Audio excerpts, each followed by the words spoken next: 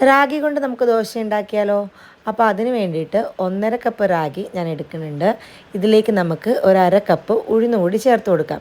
ഇനി ഇതിലേക്ക് 1/2 ടീസ്പൂൺ ഉലുവ കൂടി ചേർത്ത് കൊടുത്ത് നന്നായിട്ട് കഴുകിയെടുക്കുക. ഒരു 2-3 വട്ടം കഴുകിയതിന് ശേഷം വെള്ളം ഒഴിച്ച് നമുക്കൊരു 6 മണിക്കൂർ കുതിരാനായിട്ട് മാറ്റി വയ്ക്കാം. ഇപ്പോൾ ഏകദേശം ഒരു 6 മണിക്കൂർ കഴിഞ്ഞിട്ടുണ്ട്. ഞാനപ്പോൾ ഇത് അരയ്ക്കാനായിട്ട് എടുത്തിട്ടുണ്ട്.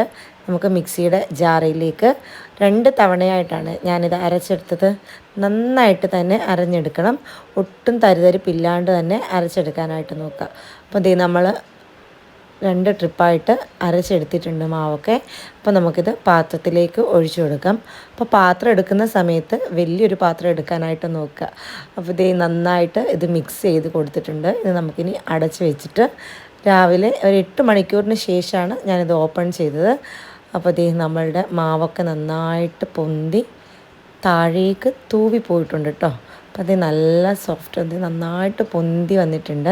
ഇനി നമുക്ക് ആവശ്യത്തിന് ഉപ്പ് കൂടി ചേർത്തിട്ട് നമുക്കിത് ചുട്ടെടുക്കാം. അപ്പം ഈ ദോശക്കല്ല് അടുപ്പിൽ വെച്ചിട്ടുണ്ട്.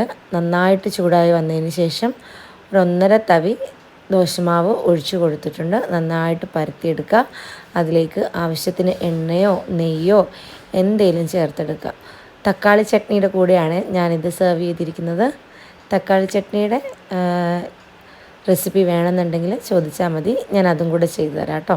അപ്പോൾ നല്ല ടേസ്റ്റിയാണ്, ഹെൽത്തിയാണ്. മക്കൾക്കൊക്കെ തീർച്ചയായിട്ടും ഇങ്ങനെയൊരു ദോശ ഉണ്ടാക്കി കൊടുക്കണം കേട്ടോ. എന്തായാലും മക്കൾക്കൊക്കെ ഇഷ്ടപ്പെടും. റാഗിയുടെ മാത്രം ടേസ്റ്റല്ല, ഉഴുന്നൊക്കെ കൂടെ ചേർത്തിരിക്കുന്നതുകൊണ്ട് റാഗിയുടെ മാത്രം ടേസ്റ്റല്ല, നല്ല രസമാണ് കഴിക്കാൻ. നല്ല ക്രിസ്പി ആയിട്ട് ചുട്ടെടുത്തിട്ട് കൊടുത്താൽ മതി, മക്കൾക്കൊക്കെ ഇഷ്ടമാവും എന്തായാലും. അപ്പോൾ റെസിപ്പി ഇഷ്ടമായിട്ടുണ്ടെങ്കിൽ എല്ലാവരും ലൈക്ക് ചെയ്യുക, അതുപോലെ മറക്കാണ്ട് ഫോളോ ചെയ്യുക. അപ്പോൾ അടുത്ത വീഡിയോ ആയിട്ട് നമുക്ക് വീണ്ടും കാണാം. Thanks for watching.